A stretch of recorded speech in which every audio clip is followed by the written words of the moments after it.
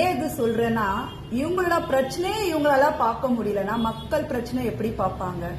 கனிமொழி மேடமே பார்த்தேன், செந்தில் பாலாஜி, மினிஸ்டர்ஸ் எல்லாம் அவங்களே பார்த்தேன், சிஎம்மோட பிஏ அவங்கள்ட்ட இன்ஃபர்மேஷன் சொன்னேன், சிஎம் அவங்களே போய் நான் நேரா பார்த்து மனுலாம் கொடுத்தேன், சேலம் மினிஸ்டர்ஸ் நிறைய பேர் பார்த்தேன் நான்.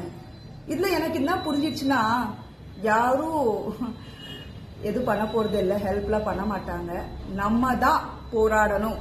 நம்மளோட வலி, நம்மளோட பசி, நம்மளோட கவலை, நம்மளோட எல்லா விஷயத்துக்கு நம்ம தான் போராடணும் முடிவு பண்ணியாச்சு.